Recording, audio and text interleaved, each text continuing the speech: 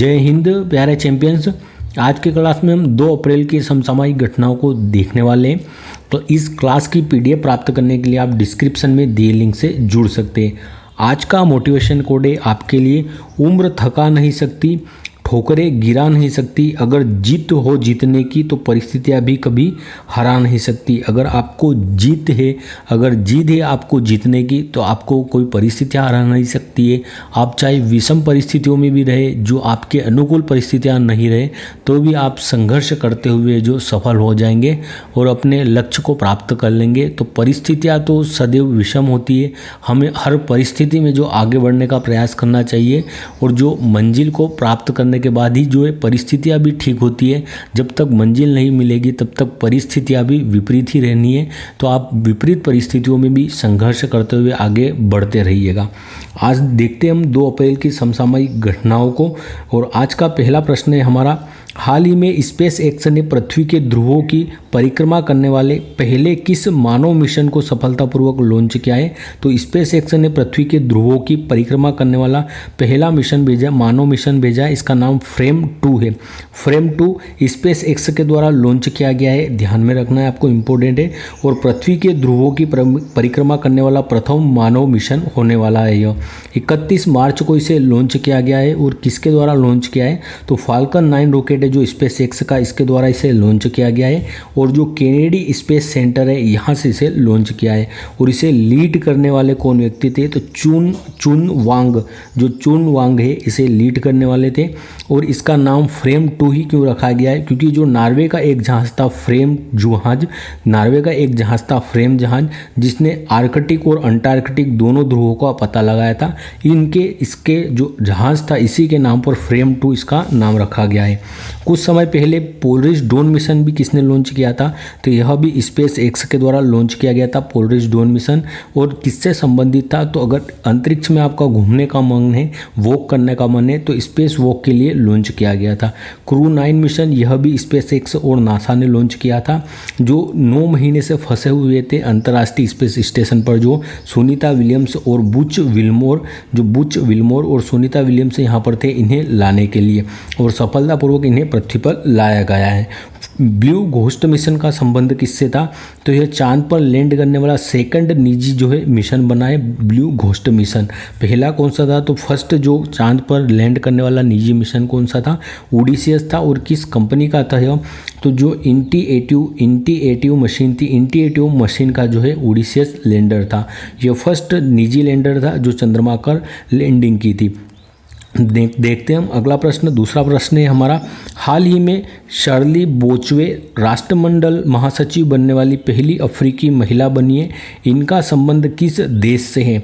तो किससे संबंधित है? घाना से संबंधित है शार्ली बोचवे जो है, शार्ती नहीं है, शार्ली बोचवे। क्या नाम है इनका? शार्ली बोचवे इनका नाम है। और राष्ट्रमंडली जो खेल है, अर्थात जो कॉमनवेल्थ है, उसकी राष्ट्रमंडली या कॉमनवेल्थ की महासचिव बनने वाली पहली अफ्रीकी महिला बनी है यह।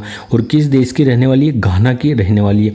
राष्ट्रमंडल या कॉमनवेल्थ गेम, इसकी घोषणा किसके तहत होती है? राष्ट्रमंडल या जो कॉमनवेल्थ गेम है, इसकी जो है किस घोषणा के तहत स्थापना होती है? तो जो बल्फोर घोषणा है, बल्फोर घोषणा, इसके तहत इसकी स्थापना होती है। इंपॉर्टेंट है, किसी एग्जाम में पूछा भी गया है कि किस घोषणा से राष्ट्रमंडल या कॉमनवेल्थ जो गेम है इनकी स्थापना होती है? तो बल्फोर घोषणा। और 1926 में यह बल्फोर घोषणा होती है। अफ्रीकी महिला कौन है महासचिव बनने वाली पहली राष्ट्रमंडल या कॉमनवेल्थ की? तो शार्ली बोचवे जी है, जो कि घाना की रहने वाली है और 4 साल इनका कार्यकाल रहना है। कॉमनवेल्थ की अगर बात करें तो वर्तमान में इसमें कितने राष्ट्र शामिल है? 56 राष्ट्र। जो कभी पूर्व में ब्रिटेन के गुलाम जो देश रहे, वह वर्तमान में इसके सदस्य देश है। तो 56 राष्ट्र इसके सदस्य देश है। और यह किसे रिप्लेस करने वाली है? तो जो पेट्रिसिया है, इसे रिप्लेस करेगी, पेट्रिसिया को।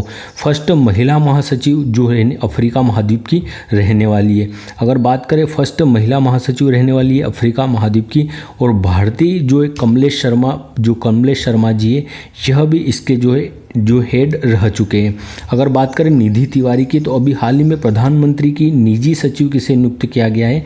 तो निधि तिवारी जी को प्रधानमंत्री है मोदी जी, इनका निजी सचिव नियुक्त किया गया है। अगर बात करें घाना की राजधानी क्या है? तो अक्रा घाना की राजधानी। तो अक्रा घाना की राजधानी है, ये आपको ध्यान में रखना है। कॉमनवेल्थ गेम पहली बार कहाँ आयोजित होते हैं, तो यह हैमिल्टन कनाडा में पहली बार इनका आयोजन होता है और 1930 में इनका आयोजन हुआ था हैमिल्टन कनाडा में। 22वें क्रम के अभी कहाँ पर हुए थे पिछली बार, तो बर्मिंघम ब्रिटेन में हुए थे। और 23वें क्रम के अगले जो कॉमनवेल्थ गेम 2026 में कहाँ पर होने वाले हैं, तो यह ग्लासगो स्कॉटलैंड में आयोजित होंगे। नेक्स्ट प्रश्न देखते हैं, तीसरा प्रश्न हमारा, हाल ही में भारतीय नौसेना ने त्रिसेवा संयुक्त अभ्यास टाइगर ट्रम्प 2025 किसके साथ प्रारंभ किया है। तो टाइगर ट्रम्प आपको याद ही नहीं करना, टाइगर ट्रम्प अर्थात जो यूएसए और भारत के मध्य हुआ है और त्रिसेवा संयुक्त अभ्यास है, इसमें तीनों सेनाओं ने भाग लिया है। टाइगर कौन है, तो टाइगर इंडिया है। और ट्रायम्फ कौन है, तो ट्रम्प कहाँ पर है, तो ट्रम्प यूएसए में। तो ट्रायम्फ याद नहीं रखना, आपको ट्रम्प ही याद रखना है। तो टाइगर ट्रम्प अभ्यास 2025 किसके मध्य होता है, तो इंडिया और यूएसए के मध्य होता है। और त्रिसेवा अभ्यास है, यह तीनों सेनाओं का अभ्यास है हमारा। 13 अप्रैल जो 1 अप्रैल से 13 अप्रैल तक यह आयोजित होने वाला है। और कहाँ पर इसका आयोजन होने वाला है टाइगर ट्रम्प का, तो विशाखापट्टनम में यह आयोजित होगा। और क्या उद्देश्य है इसका, तो मानवीय सहायता आपदा राहत अभ्यास होने वाला है। जो मानवीय सहायता पहुंचाने के लिए आपदा राहत अभ्यास है यह। और भारत की ओर से जो आईएनएस जलाशव है, आईएनएस जलाशव इसमें भाग लेने वाला है उद्घाटन समारोह में। वज्र प्रहार युद्ध अभ्यास भी इंडिया और यूएसए के मध्य होता है। कोप इंडिया अभ्यास, तर्कस अभ्यास और युद्ध अभ्यास, युद्ध अभ्यास ही इसका नाम है। तो युद्ध अभ्यास ये जो अभ्यास है यह भी किसके साथ होते हैं, तो यूएसए के साथ होते हैं, भारत के। अभी हाल ही में जो इनको कोच युद्ध अभ्यास है, ये किसके मध्य हुआ है, इनको कोच अभ्यास। तो इनको इस अभ्यास अभी हाल ही में जो ग्रीस है इसने होस्ट किया था और भारत की एयरफोर्स ने इसमें भाग लिया था। तो जो ग्रीस अर्थात मिस्र है, ग्रीस और जो इंडिया है, ग्रीस और इंडिया के मध्य इसका आयोजन होता है युद्ध अभ्यास का, और भारतीय एयरफोर्स ने इसमें हिस्सा लिया था। अगर बात करें अभी भूकंप आया है जो म्यांमार में 7.7 तीव्रता का जो भूकंप आया था, इसमें सहायता पहुँचाने के लिए भारत ने कौन सा जो है ऑपरेशन प्रारंभ किया है, तो ऑपरेशन ब्रह्मा प्रारंभ किया था। और जो ऑपरेशन सद्भावना है, ऑपरेशन सद्भावना किसकी सहायता के लिए पहुंचाया था, तो जो लाओस और वियतनाम में भूकंप आया था इसमें आपदा राहत पहुंचाने के लिए ऑपरेशन सद्भाव भारत के द्वारा प्रारंभ किया गया था। चौथा प्रश्न है, हाल ही में सीनियर एशियाई कुश्ती चैंपियनशिप 2025 में देश के लिए एकमात्र स्वर्ण पदक किसने जीता है, तो सीनियर एशियाई कुश्ती चैंपियनशिप 2025 यहाँ पर देश के लिए एकमात्र स्वर्ण पदक जीतने वाले कौन है, तो मनीषा भानवाला जी के द्वारा यहाँ पर गोल्ड मेडल जीता गया है। इसका होस्ट कौन है, सीनियर एशियाई कुश्ती चैंपियनशिप 2025 का, तो जॉर्डन इसका होस्ट रहने वाला है। कौन से क्रम का यह युद्धाभ्यास है, तो 21वें क्रम का कौन से क्रम का यह जो प्रतियोगिता का कौन सा क्रम है, तो सीनियर एशियाई कुश्ती चैंपियनशिप 2025 का 21वां क्रम होने वाला है। यह टॉप स्थान पर कौन रहा है, तो टॉप पर ईरान रहा है जिसने 9 गोल्ड मेडल जीते हैं यहाँ पर। और भारत की रैंक कौन सी रही है, तो 8वें क्रम पर भारत रहा है। यहाँ पर भारत ने 1 गोल्ड 3 सिल्वर और 6 कांस्य पदक ब्रॉन्ज मेडल जीते हैं यहाँ पर, और कुल 10 पदक जीते हैं और 8वीं रैंक पर रहा है। इंडिया की ओर से किसने यहाँ पर एकमात्र गोल्ड मेडल जीता है, तो जो मनीषा भानवाला जी है, मनीषा भानवाला जी ने यहाँ पर गोल्ड मेडल जीता है एशियाई कुश्ती चैंपियनशिप 2025 में। तो मनीषा भानवाला जी का नाम ध्यान में रखना है आपको। नेक्स्ट प्रश्न है, हाल ही में केंद्र सरकार ने कब तक नक्सल मुक्त भारत बनाने की घोषणा की है, तो हमारे गृह मंत्री अमित शाह ने अभी मार्च 2026 तक जो भारत को नक्सल मुक्त बनाने की घोषणा की है। नक्सल मुक्त भारत का टारगेट कब तक लॉक किया है भारत सरकार ने, तो 31 मार्च 2026 तक भारत को जो नक्सल मुक्त बना दिया जाएगा, ऐसा गृह मंत्री अमित शाह जी के द्वारा कहा गया है। कहा है कि पहले जो 38 जिले थे जो रेड जोन के अंतर्गत आते थे, इन्होंने कहा है कि जो पहले 38 जिले जो नक्सलवाद प्रभावित थे जो रेड जोन के अंतर्गत आते हैं, लेकिन वर्तमान में केवल 6 जिले ऐसे जो गंभीर रूप से प्रभावित है नक्सलवाद से। और ये कौन कौन से राज्यों के जिले हैं, तो छत्तीसगढ़, झारखंड और महाराष्ट्र के जो 6 जिले हैं, ये 6 जिले जो छत्तीसगढ़, महाराष्ट्र और जो झारखंड है, इसके 6 जिले, इन तीनों के मिलाकर 6 जिले ऐसे हैं जो नक्सल प्रभावित है अर्थात जो रेड जोन में आते। महाराष्ट्र का जो गढ़चिरौली जिला है यह प्रभावित है, झारखंड का पश्चिम सिंहभूम और छत्तीसगढ़ के 4 है बीजापुर, कांकेर, सुकमा और नारायणपुर। बीजापुर, कांकेर, सुकमा और नारायणपुर छत्तीसगढ़ के 4 जिले, ये जो 6 जिले गंभीर रूप से प्रभावित है वर्तमान में नक्सलवाद से, और मार्च 2026 तक भारत को नक्सलवाद मुक्त होने की घोषणा की है। 2025 को किस वर्ष के रूप में घोषित किया है भारत सरकार ने? तो जो सहकारिता वर्ष है, सहकारिता वर्ष के रूप में मनाया जाएगा 2025 को।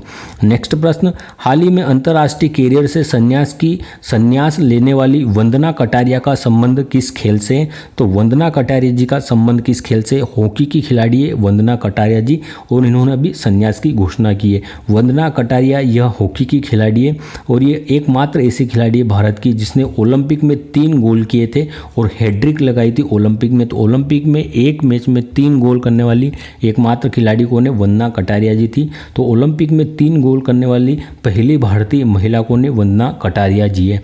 अगर बात करें तो इन्होंने अभी संन्यास की घोषणा कर दी है वंदना कटारिया जी ने।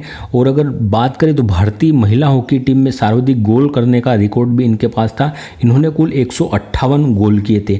तो महिला हॉकी में सर्वाधिक गोल भी इनके नाम है। कुल 320 मैचों में इन्होंने 158 गोल किए थे।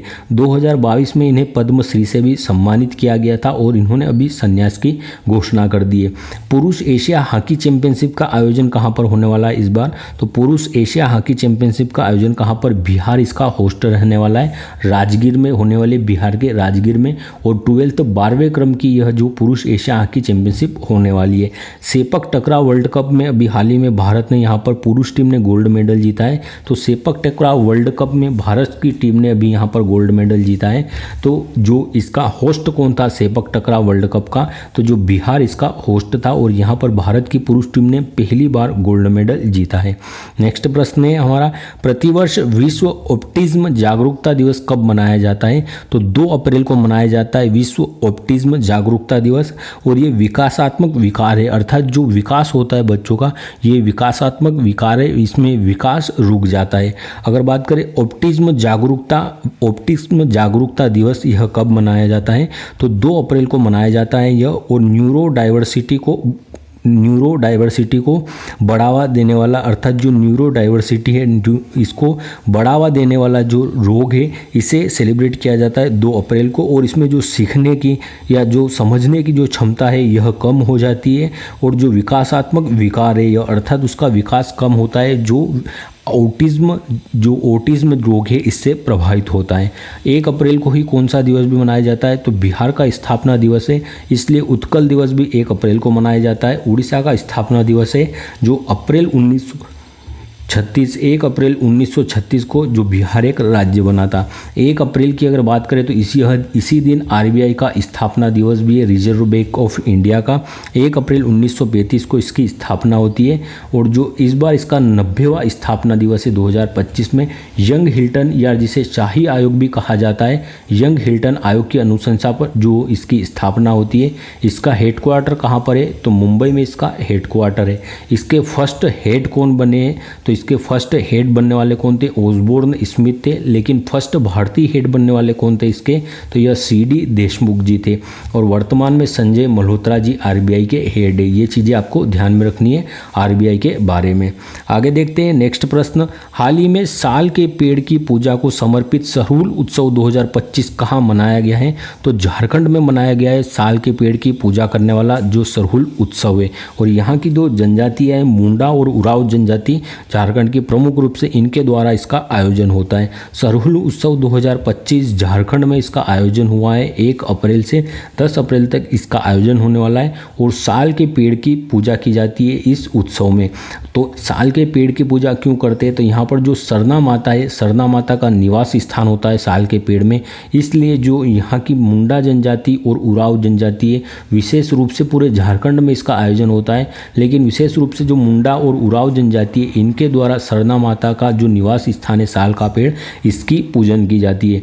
और इस उपलक्ष्य में चावल और मछली के पकवान बनाए जाते हैं। झारखंड की बात करें तो कर्मा त्यौहार कहाँ का है? यह भी झारखंड का है। और 15 नवंबर 2000 को झारखंड एक राज्य के रूप में बना था। और 15 नवंबर को कौन सी डेट है? तो इस दिन कौन सा दिवस है? तो जनजाति गौरव दिवस होता है 15 नवंबर को। इसी दिन जो भगवान बिरसा मुंडा है, इनका जन्मदिन होता है, इसलिए 15 नवंबर को भारत में जनजाति गौरव दिवस के रूप रूप में भी मनाया जाता है। नेक्स्ट प्रश्न देखते हैं। अगला प्रश्न है हमारा, हाल ही में लॉन्च संजीव चोपड़ा की पुस्तक द ग्रेट कॉन्सिलिएटर का संबंध किससे? तो द ग्रेट कॉन्सिलिएटर फिल्म का संबंध लाल बहादुर शास्त्री जी से और लेखक इसके कौन है? संजीव चोपड़ा जी है। द ग्रेट कॉन्सिलिएटर यह किसकी पुस्तक है? तो लाल बहादुर शास्त्री के ऊपर लिखी गई पुस्तक है यह, और इसके लेखक कौन है? तो संजीव चोपड़ा जी इसके लेखक है। इसमें द ग्रेट कॉन्सिलिएटर पुस्तक में किस पर चर्चा की गई है? तो इसमें चर्चा की गई है कि जो सेकेंड प्रधानमंत्री कैसे बने लाल बहादुर शास्त्री, 1964 से 1966 के मध्य कार्यकाल रहा। इनका जो जय जवान जय किसान का नारा इन्होंने किस सोच से दिया था और कहाँ से यह प्रेरित था जय जवान जय किसान का नारा? 1966 में जो भारत चीन युद्ध के बाद जो ताशकंद समझौता होता है, तो ताशकंद समझौते की क्या विशेषता थी और इनका ताशकंद में निधन किन परिस्थितियों में हुआ है? तो इस घटनाओं पर इसमें बात की गई है लाल बहादुर शास्त्री के ऊपर द ग्रेट कॉन्सिलिएटर पुस्तक में। और इसके लेखक कौन है? तो संजीव चोपड़ा जी इसके लेखक है। और इनका जन्म कहाँ पर होता है? तो 2 अक्टूबर 1904 को इनका जन्म मुगल सराय जो कि वाराणसी के पास में यहाँ पर इनका जन्म होता है, जो भारत के सेकंड प्रधानमंत्री थे लाल बहादुर शास्त्री जी का। नेक्स्ट प्रश्न देखते हैं हम। अगला प्रश्न अंतिम प्रश्न है हमारा, हाल ही में जल संरक्षण के तहत भागीरथ ऐप किसने लॉन्च किया है? तो भागीरथ नदी कहाँ पर प्रवाहित होती है? तो उत्तराखंड में। तो उत्तराखंड के द्वारा जल संरक्षण के लिए जो भागीरथ ऐप को लॉन्च किया गया है। भागीरथ ऐप उत्तराखंड सरकार के द्वारा लॉन्च किया गया है और यहाँ के सीएम कौन है वर्तमान में? तो जो पुष्कर सिंह धामी जी वर्तमान में यहाँ के सीएम है। और जल संरक्षण से संबंधित यह जो जल संरक्षण से संबंधित ऐप है भागीरथ ऐप, इसे लॉन्च किया गया है। इसका उद्देश्य जल स्रोतों को पुनर्जीवित करना और इसके तहत नारा दिया गया है धारा मेरा, नोला मेरा, गांव मेरा और प्रयास मेरा। धारा मेरा अर्थात जो धारा है जल की उससे संबंधित है। नोला मेरा अर्थात जहां पर पानी का संग्रहण होता है, तो नोला मेरा, गांव मेरा और प्रयास मेरा, यह नारा भी दिया गया है जो भागीरथ ऐप लॉन्च किया गया है। इसके तहत जो उत्तराखंड है इसका स्थापना दिवस कब मनाया जाता है? तो 9 नवंबर को इसकी स्थापना होती है, इसलिए 9 नवंबर 2000 को उत्तराखंड का स्थापना दिवस मनाया जाता है। उत्तर प्रदेश से यह अलग होता है। और अभी UCC bill, uniform civil code bill को लागू करने वाला जो यूनिफॉर्म सिविल कोड है, इसे लाकर अपने यहाँ इसे लागू करने वाला पहला राज्य कौन बना है भारत का? तो यह भी उत्तराखंड है। और अभी जो फ्री एयर एम्बुलेंस सेवा कहाँ पर प्रारंभ की गई है? तो यह भी उत्तराखंड में प्रारंभ हुई थी। अब हम कल के प्रश्नों को रिवाइज कर लेते हैं। क्लास अच्छी लगी हो तो लाइक ज़रूर करिएगा। अगर आपका कुछ सजेशन हो तो कमेंट बॉक्स में सजेशन भी ज़रूर दीजिएगा कोई। नेक्स्ट देखते हैं हम कल के प्रश्नों का रिवीजन। IIM अहमदाबाद ने अपना पहला अंतर्राष्ट्रीय परिसर कहाँ प्रारंभ करने की घोषणा की है? तो दुबई में प्रारंभ करने वाली है जो IIM अहमदाबाद है, ये अपना पहला जो परिसर भारत के बाहर। हाल ही में मियामी ओपन 2025 का फाइनल किसने जीता है? तो यह जेकब मेंसिक के द्वारा जीता गया है। नेक्स्ट प्रश्न है 81वीं अंतर्राष्ट्रीय वायु परिवहन संघ की वार्षिक आम बैठक और विश्व वायु परिवहन शिखर सम्मेलन कहाँ प्रारंभ होगा? तो कहाँ पर इसका प्रारंभ हुआ है? नई दिल्ली में इसका प्रारंभ हुआ है। भारत तीसरी बार इसका होस्ट रहना है।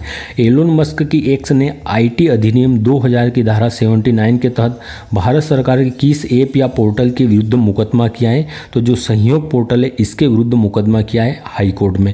प्रधानमंत्री नरेंद्र मोदी ने माधव नेत्रालय प्रीमियम सेंटर की आधारशिला कहाँ पर रखी है? नागपुर में रखी है। जो RSS है इनके जो एक हेड थे माधव जी, इनके नाम पर इसका नाम रखा गया है। हाल ही में वर्ष 2025 के अंतर्राष्ट्रीय योग दिवस के लिए कौन सी थीम घोषित की गई है? तो योग for one earth one health इस बार की थीम रखी गई है। हाल ही में संयुक्त राष्ट्र ने भारत को किस क्षेत्र में बेहतर कार्य करने के लिए अनुकरणीय देश माना है? तो जो बाल मृत्यु दर में इसमें कमी लाने के लिए अनुकरणीय देश माना है भारत को। भारतीय सेना ने पहली बार FPV कोमिकोच ड्रोन का सफलतापूर्वक परीक्षण कहाँ किया है? तो कोमिकोच ड्रोन अर्थात क्या? जो आत्मघाती ड्रोन है, खुद को नष्ट करने वाला, और ड्रोन अर्थात जो मानव रहित विमान होते हैं, तो इसका सफल परीक्षण अभी कहाँ से किया गया है? पंजाब में किया गया है, पठानकोट में। किसके द्वारा? DRDO के द्वारा। हाल ही में अनाहत सिंह ने अपना 11वां PSA स्क्वैश टाइटल कहाँ जीता है? तो यह मुंबई में जीता है। कहाँ पर जीता है? मुंबई में जीता गया। अनहद सिंह के द्वारा स्क्वैश टाइटल कहाँ पर जीता है? मुंबई में। नेक्स्ट प्रश्न है, हाल ही में हनात लांगपुई स्वच्छता अभियान कहाँ शुरू हुआ है? तो मिजोरम में यह शुरू हुआ है। अब आज के प्रश्नों को रिवाइज कर लेते हैं। स्पेस एक्स ने पृथ्वी के ध्रुवों की परिक्रमा करने वाले किस मानव मिशन को सफलतापूर्वक लॉन्च किया है? तो यह फ्रेम 2 मिशन को लॉन्च किया है। शर्ली बोचवे राष्ट्रमंडलीय महासचिव बनने वाली पहली अफ्रीकी महिला बनी है। इनका संबंध किस देश से? तो घाना से संबंधित है। भारतीय नौसेना ने त्रिसेवा संयुक्त अभ्यास टाइगर ट्रम्प 2025 किसके साथ प्रारंभ किया है? तो टाइगर कौन है? भारत है। और ट्रम्प कहाँ पर है? यह USA में है। सीनियर एशियाई कुश्ती चैंपियनशिप 2025 में देश के लिए एकमात्र स्वर्ण पदक किसने जीता है? मनीषा भानवाल जी के द्वारा। केंद्र सरकार ने कब तक नक्सल मुक्त होने की घोषणा की है? मार्च 2026 तक। अंतर्राष्ट्रीय कैरियर से संन्यास की घोषणा करने वाली वंदना कटारिया का संबंध किससे? हॉकी से। विश्व ऑप्टिज्म जागरूकता दिवस कब मनाया गया? तो यह 2 अप्रैल को मनाया गया। हाल ही में साल के पेड़ की पूजा को समर्पित सरूल उत्सव कहाँ पर हुआ है? झारखंड में हुआ। उराव जनजाति और मुंडा जनजाति द्वारा। हाल ही में लॉन्च संजीव चोपड़ा की पुस्तक द ग्रेट कॉन्सिलिएटर का संबंध किससे है? तो जो लाल बहादुर शास्त्री जी से। जल संरक्षण के लिए भागीरथ ऐप उत्तराखंड सरकार के द्वारा लॉन्च किया है। और कल के प्रश्न का उत्तर आपका क्या है? AI जनरेटेड बाल शोषण सामग्री को अपराध घोषित करने वाला पहला देश कौन सा है? तो यह ब्रिटेन है। और जो पहला AI सम्मेलन हुआ था ब्लेचले, ये किससे संबंधित है? AI से। और ये कहाँ पर हुआ था? ब्रिटेन में ही हुआ था ब्लेचले सम्मेलन। दूसरा कहाँ पर हुआ था? ये जो दक्षिण कोरिया की राजधानी है सियोल है, यहाँ पर आयोजित हुआ था दूसरा AI सम्मेलन। और तीसरा अभी कहाँ पर हुआ है? तो पेरिस फ्रांस में हुआ है। कहाँ पर? पेरिस फ्रांस में। और चौथा कहाँ पर होने वाला है? 2025 में। तो भारत में होने वाला है। और आज का क्वेश्चन क्या है? क्वेश्चन डे आपका है आज का टुडे का क्वेश्चन। चर्चा मेरा देश का पहला त्रिभुवन सहकारी विश्वविद्यालय कहाँ प्रारंभ होगा? इसका उत्तर आपको कमेंट बॉक्स में देना है। धन्यवाद। जय हिंद।